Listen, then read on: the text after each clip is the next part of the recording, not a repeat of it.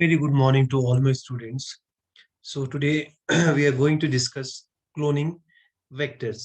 तो cloning vectors को जानने से पहले हम जानेंगे कि क्लोनिंग क्या होता है। तो यहाँ पे जो क्लोनिंग की बात की जा रही है तो वो मेनली है जीन क्लोनिंग। ओके, तो जीन क्लोनिंग किसको बोलते हैं? हम जीन क्लोनिंग हम बोलते हैं कि एक डिजायरेबल जीन को जब हम ट्रांसफर करते हैं एक होस्ट सेल में, तो उसको हम क्या बोलते हैं? जीन क्लोनिंग बोलते हैं। फॉर एग्जाम्पल ये हमारे पास एक जीन है। Okay, this gene is responsible for producing growth hormone.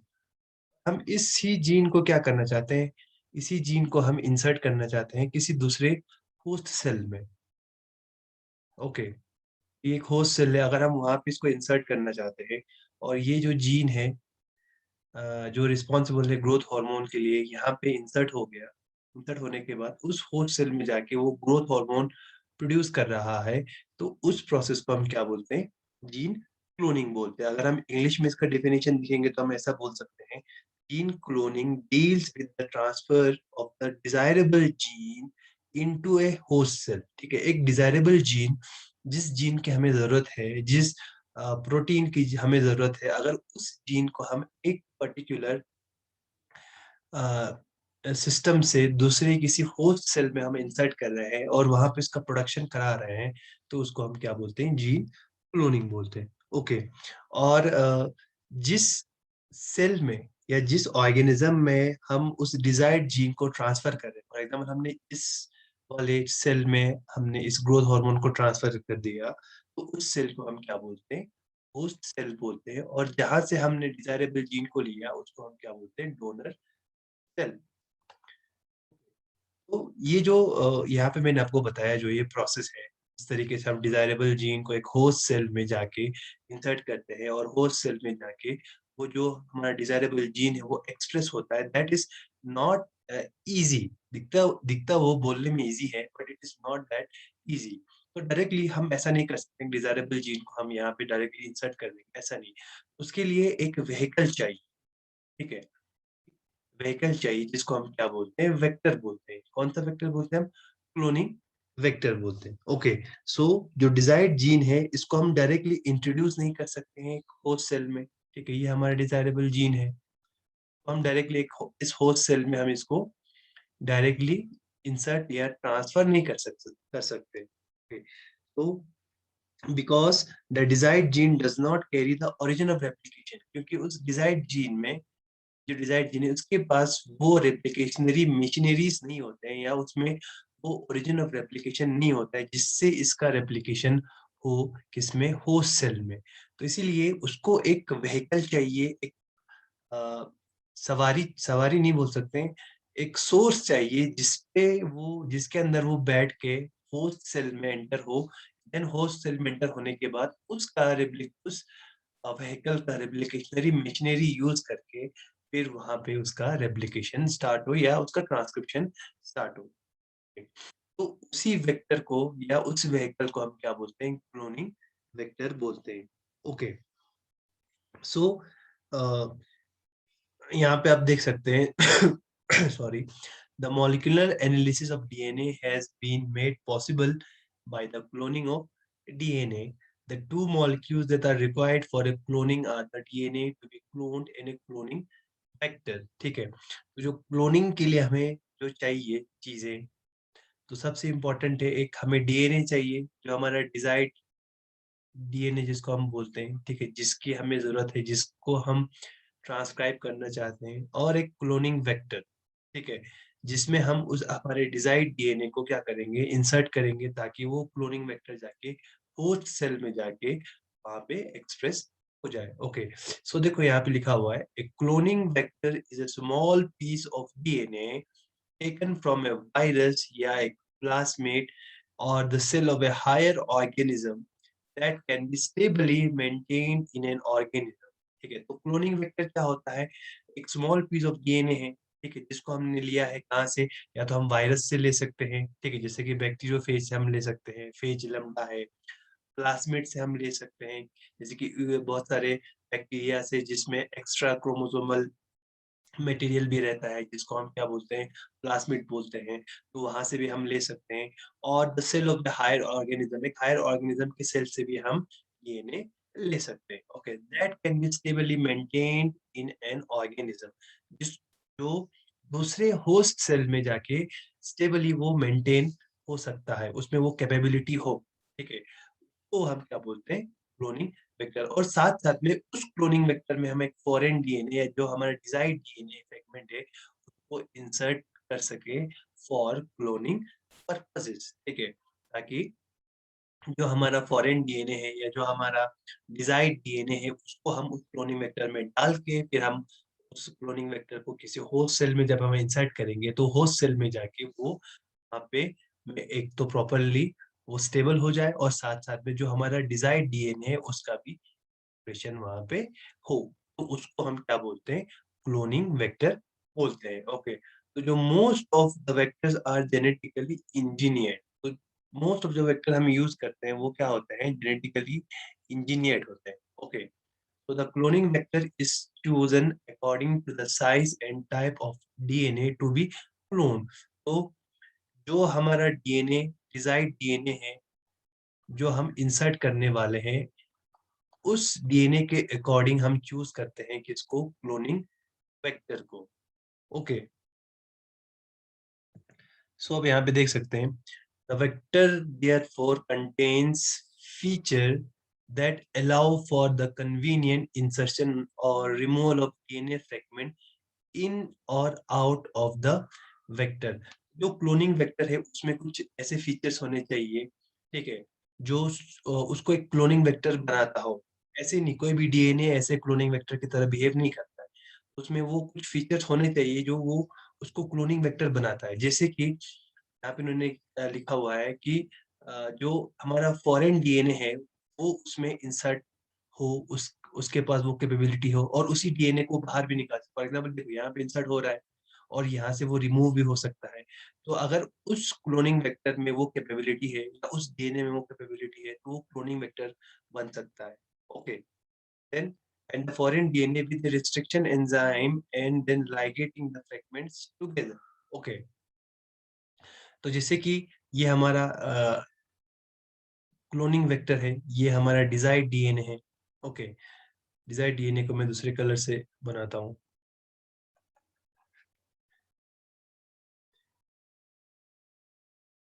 Like okay, this is our desired DNA. तो अब इसको, जो हमारा डिजायर्ड डीएनए है, इसको यहाँ पे इंसर्ट होना है। तो इंसर्ट होने के लिए सबसे पहले वहां पे रिस्ट्रिक्शन साइट्स होने चाहिए। ठीक है, रिस्ट्रिक्शन साइट्स बोलते हैं कटिंग साइट्स। हम जब हम रिस्ट्रिक्शन एंजाइम्स के बारे में पढ़ेंगे तो आपको पता चलेगा। तो इसमें एक तो रिस्ट्रिक्शन साइट्स होने चाहिए। जब रिस्ट्रिक्शन साइट्स होंगे तो क्या होगा, ये ओपन हो जाएगा इस तरीके से।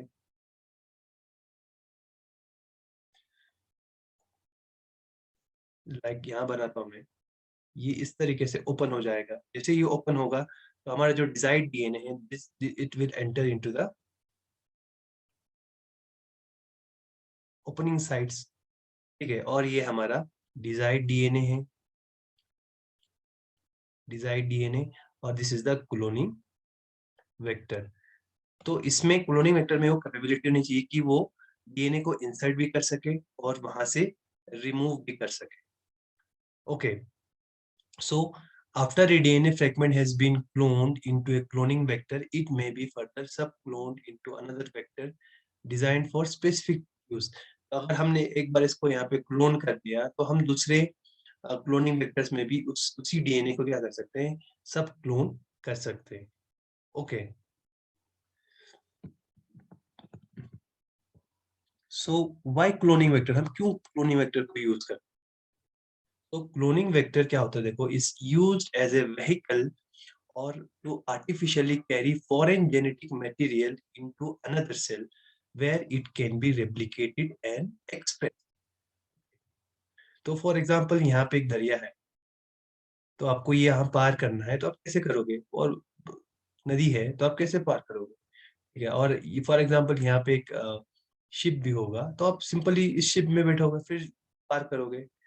ठीक है, वैसे ही क्लोनिंग वेक्टर भी एक व्हीकल की तरह काम करता है जो फॉरेन डीएनए को क्या करता है, फॉरेन डीएनए को दूसरे सेल में लेके जाता है और वहाँ पे उसका एक्सप्रेशन लाइक दिस। ये एक हमारा फॉरेन ये हमारा होस्ट सेल है, ऑलरेडी न्यूक्लियस व्यूक्लियस प्रेजेंट है। ये हमारा क्लोनिंग डीएनए है। ओके, और this is our foreign DNA जिसमें हमारा डिजायर्ड ट्रेट है। तो पहले ये इस क्लोनिंग वेक्टर के साथ जाके बाइंड हो जाएगा लाइक दिस। देन उसके बाद वो इस होस्ट सेल में इंसर्ट होगा। डायरेक्टली वो, मैंने आपको ऑलरेडी कहा कि डायरेक्टली वो होस्ट सेल में नहीं जा सकता क्योंकि उसके पास वो कैपेबिलिटी नहीं है। जा तो सकता है बट वहां पे इसका एक्सप्रेशन नहीं हो पाएगा। तो क्लोनिंग वेक्टर में जब हो जाएगा तो क्लोनिंग वेक्टर वो उसको होस्ट सेल में लेके जाके फिर वहां पे जो इस डीएनए है उसका एक्सप्रेशन कराएगा, उसका रेप्लिकेशन कराएगा, मीन प्रोटीन्स बनाएगा। Okay, then it is used to amplify a single molecule of DNA into many copies। ठीक है, तो साथ साथ में क्लोनिंग मेथड क्या करता है, it is use to amplify a single molecule of DNA into many copies. तो एक सिंगल मॉलिक्यूल ऑफ डीएनए को वो एम्पलीफाई करके बहुत सारे कॉपीज बना सकता है। इसी एक ही कॉपी से बहुत सारे कॉपीज बना सकता है थ्रू क्लोनिंग वेक्टर। ठीक है, so cloning vectors are DNA molecules that are used to transport cloned sequences between biological host and the test tube। ठीक है, तो ये जो डीएनए क्लोनिंग वेक्टर है वो क्या करता है, डीएनए जो मॉलिक्यूल्स है उसको ट्रांसपोर्ट करता है कहाँ से, बिटवीन एक बायोलॉजिकल होस्ट है जहाँ से हमने डीएनए को एक्सट्रैक्ट किया और एक टेस्ट ट्यूब के बीच में, या टेस्ट ट्यूब हम बोल सकते हैं या दूसरे सेकंड या जो होस्ट है। ठीक है, जहाँ जहाँ पे हमें वो डीएनए क्या करना है, इंसर्ट करना है। Okay, so without cloning vector, molecular gene cloning is totally impossible। जब तक वेक्टर नहीं होगा तब तक जीन क्लोनिंग क्या है, इम्पॉसिबल है। इसीलिए हमें एक क्लोनिंग वेक्टर की जरूरत पड़ती है ताकि जो हमारा पर्टिकुलर जीन है वो दूसरे जीन में जाके एक्सप्रेस हो सके। फॉर एग्जाम्पल यहाँ पे देखो, दिस इज द प्लास्मिड। ठीक है, तो ये बैक्टीरिया का एक्स्ट्रा क्रोमोसोमल पार्ट है। ठीक है, या एक्स्ट्रा न्यूक्लियर क्रोमोसोम हम इसको बोलते हैं। ठीक है, तो पहले हम उसको आइसोलेट करेंगे, then cut plasmid with enzyme. तो हम कुछ रिस्ट्रिक्शन एंजाइम्स यूज करते हैं जो इसको एक पर्टिकुलर साइट्स पे क्या करता है, कट करता है। ठीक है, तो यहाँ पे आप देखो ये हमारा डीएनए है, उसमें से हमने डीएनए आइसोलेट किया जो हमारे जीन ऑफ इंटरेस्ट है। फॉर एग्जांपल हमने इंसुलिन के लिए जो जीन है उसको हमने क्या किया, उसको हमने कट करके उसको अलग कर दिया। ठीक है, तो यहाँ पे हमारा आ गया देखो जीन ऑफ इंटरेस्ट। तो this is gene is responsible for production of insulin. ठीक है, फिर उसके बाद हमने उस जीन को इस वेक्टर के साथ, इस प्लास्मिड के साथ हमने क्या किया, उसको फ्यूज कर दिया। फ्यूज करने के बाद अब यहाँ देखो यहाँ पे ये इंसर्ट हो गया है। Okay, then combine targeted fragment and plasmid DNA. जो हमारा टारगेट डीएनए है और जो हमारा प्लास्मिड है उन दोनों को कंबाइन कर दिया। कंबाइन करने के बाद जो डीएनए लाइगेज है उसके हेल्प से क्या हो गया, जो जीन ऑफ इंटरेस्ट है वो हमारे क्लोनिंग वेक्टर में इंसर्ट हो गया। अब ये जो क्लोनिंग वेक्टर है उसको हमने क्या किया, एक बैक्टीरिया में डाल दिया। ठीक है, put plasmid into bacterium by transformation. जो बहुत सारे ट्रांसफॉर्मेशन प्रोसीजर्स है जैसे कि सीसीएल है, ठीक है, कैल्शियम क्लोराइड मेथड है, उसके थ्रू हमने एक दूसरे बैक्टीरिया में या डाल दिया तो वो बैक्टीरिया क्या बन गया, रिकम्बिनेंट बैक्टीरिया बन गया। अब उस बैक्टीरिया में देखो बैक्टीरिया का क्या हो रहा है, रिप्रोडक्शन हो रहा है, साथ साथ में जो हमारा प्लाज्मिड है उसका भी क्या हो रहा है, क्लोनिंग हो रहा है। तो ये तो प्रोड्यूस कर रहा है अपना जो भी डीएनए है। ठीक है, साथ साथ में हमारा जो क्लोनिंग वेक्टर है उसका भी क्या हो रहा है, रिप्रोडक्शन, उसका भी डुप्लीकेट कॉपीज यहाँ पे फॉर्म हो रहा है और वहां पे जो हमारा जीन ऑफ इंटरेस्ट है उसका भी वहां पे एक्सप्रेशन हो रहा है। ओके, तो इसी को हम क्या बोलते हैं, क्लोनिंग वेक्टर बोलते हैं। अब यहाँ पे देख सकते हैं, this is our cloning vector. ये हमारा जीन ऑफ इंटरेस्ट है। ओके, ये जीन ऑफ इंटरेस्ट यहाँ पे इंसर्ट होगा लाइक दिस, और ये हमारा क्लोनिंग वेक्टर है। ये आप जाएगा कहाँ पे, एक होस्ट सेल में। ओके, और वहां पे जाके होगा। तो अगर हम हिस्ट्री थोड़ा देखेंगे इसका क्लोनिंग का, तो साइंटिस्ट है जैसे कि हर्बर्ट बॉयर है, एची एटापुरा है और आर्थर रिक्स है। ठीक है, तो वो कहाँ पे काम कर रहे थे, Boyer's lab, University of California. Recognized a general cloning vector with unique restriction sites for cloning in foreign DNA and the expression of antibiotic resistant genes for selection of transformed bacteria. तो ये जो 3 scientist थे वो boys lab California में काम कर रहे थे। उन्होंने रिकॉग्नाइज़ किया एक जनरल क्लोनिंग वेक्टर जिसमें कुछ रिस्ट्रिक्शन साइट्स थे किसके लिए, एक तो फॉरेन डीएनए के लिए था और साथ में कुछ एंटीबायोटिक रेजिस्टेंट जीन्स है उनके लिए भी वहाँ पे सॉरी कुछ साइट्स प्रेजेंट थे, ठीक है? मेनली उन्होंने ये जो क्लोनिंग वेक्टर किसके लिए यूज़ किया, सिलेक्शन फॉर ट्रांसफॉर्म्ड बैक्टीरिया के लिए कि बैक्टीरिया ट्रांसफॉर्म हुआ है कि नहीं, कौन-सा जो एंटीबायोटिक रेजिस्टेंस है वो मेनली पता करता है कि जो बैक्टीरिया है वो ट्रांसफॉर्म हुआ है कि हुआ है कि नहीं, okay. In 1977, they described the first vector designed for cloning purpose, that is PBR32, a plasmid.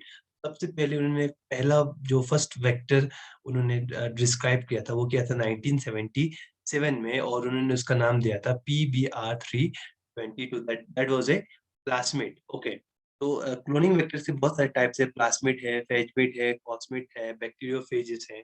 Okay, तो जो पहला सबसे पहला डिस्कवर हुआ था cloning vector, that was PBR322। तो ये आप नोट डाउन कर लेना, that is very important, in 1977। Okay, so जो ये वेक्टर था, दिस वेक्टर वाज स्मॉल, इसका साइज कितना था, approximately 4 KB in size and had two antibiotic resistant genes, ठीक है? एक एम्पिसिलिन रेजिस्टेंस था और एक टेट्रासाइक्लिन रेजिस्टेंट जीन्स, वो जीन्स इसमें प्रेजेंट थे जो मेनली एंटीबायोटिक रेजिस्टेंस थे। तो वो मेनली पता करता था कि बैक्टीरिया ट्रांसफॉर्म हुआ है कि नहीं हुआ है। Okay,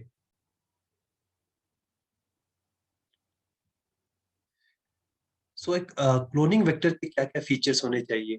okay, all commonly used cloning vectors have some essential features. तो ये जो फीचर्स यहाँ पे नीचे दिए वो गए हैं, तो वो एक क्लोनिंग वेक्टर में होना चाहिए। सबसे पहले origin of replication. Origin of replication आप सबको पता है कि जब तक ओरिजिन ऑफ रेप्लिकेशन नहीं होगा तब तक रेप्लिकेशन स्टार्ट नहीं होता है। तो एक क्लोनिंग वेक्टर में हमेशा एक ओरिजिन ऑफ रेप्लिकेशन होना चाहिए जिससे वो एक ऑटोनोमसली रेप्लिकेटिंग वेक्टर की तरह वो काम करने लगता है। तो this makes autonomous replication vector, ठीक है?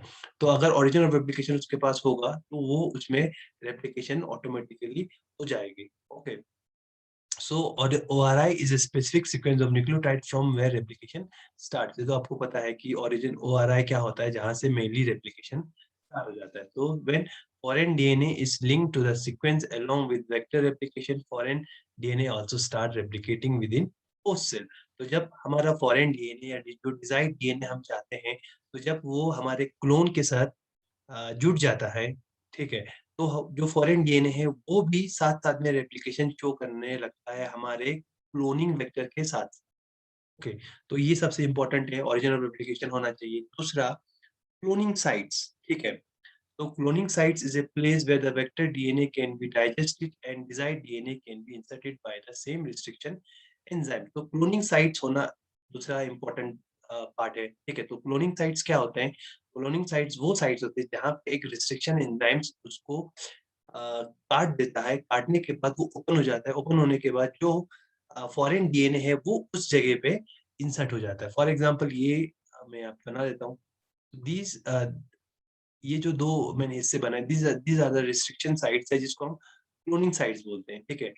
तो ये क्लोनिंग साइट्स बहुत इम्पोर्टेंट है, तो हम कोई भी रिस्ट्रिक्शन एंजाइम के साथ उसको ट्रीट करेंगे, ठीक है? तो ये ओपन हो जाएगा, ठीक है? यहाँ पे कट लग जाएगा और ये जो हमारा फॉरेन डीएनए है, वो इस जगह में क्या हो जाएगा, इंसर्ट हो जाएगा। तो एक क्लोनिंग साइट होना वहाँ पे बहुत ही इम्पोर्टेंट है। So it is the point of entry और analysis for genetic engineering work.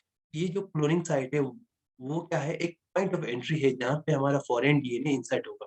जब तक ये रिस्ट्रिक्शन साइट या क्लोनिंग साइट्स नहीं होंगे, तब तक हमारा फॉरेन डीएनए यहाँ पे इंसर्ट नहीं हो पाएगा। तो क्लोनिंग वेक्टर का वहाँ पे कोई काम नहीं है, जब तक ये साइट्स यहाँ पे क्लोनिंग साइट्स नहीं होंगे उसमें अगर। So recently recombinant plasmid contain multiple cloning sites. तो जो अभी जो रिकॉम्बिनेंट प्लाज्मिड्स नए डेवलप हो रहे हैं, तो उनमें मल्टीपल क्लोनिंग साइट्स होते हैं जिसमें एक से ज्यादा रिस्ट्रिक्शन साइट्स प्रेजेंट होते हैं और वहाँ पे बहुत सारे जो फॉरेन डीएनए उसको हम इंसर्ट कर सकते हैं। देखो यहाँ पे ओरिजिन ऑफ रेप्लिकेशन है, मल्टीपल क्लोनिंग साइट्स है। ओके, तो ये 2 चीजें हो गई। इसके बाद और क्या कैरेक्टरिस्टिक्स होने चाहिए? दैट इज सिलेक्टेबल मार्कर, ठीक है? सो सिलेक्टेबल मार्कर क्या होता है? Selectable marker is a gene that confers resistance to particular antibiotics or selective agents. तो सेलेक्टेबल मार्कर्स मेनली एसोसिएट होते हैं किससे? एंटीबायोटिक रेजिस्टेंस जीन से। ओके, तो मेनली ये जो एंटीबायोटिक रेजिस्टेंस जीन्स हम यूज करते हैं किसके लिए? एक सेलेक्ट करने के लिए कि जो हमारा सेल है वो रिकम्बिनेंट हुआ है कि नहीं, ये जो हमारा होस्ट सेल है या बैक्टीरियल सेल्स है वो उनमें रिकम्बिनेशन हुआ है कि नहीं, उससे हमें पता चलता है।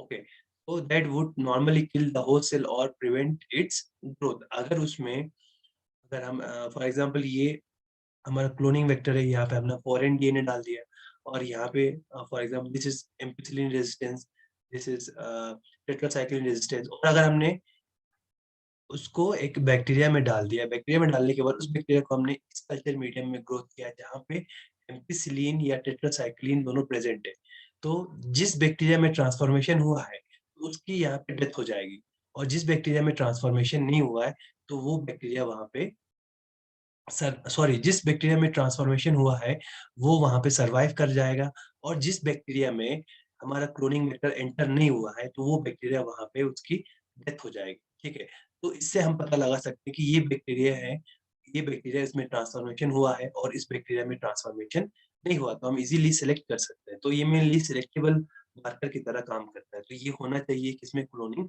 वेक्टर में। Okay, so a cloning vector contains a selectable marker which confers on the host cell an ability to survive and proliferate in a selective growth medium containing the particular antibiotic। जो मैंने आपको अभी बताया वही इस sentence में बता रहे हैं। Okay, then a reporter gene or marker gene। Okay, so reporter gene are used in cloning vector to facilitate the screening of successful clone by using feature of these genes that allow successful clone to be easily identified।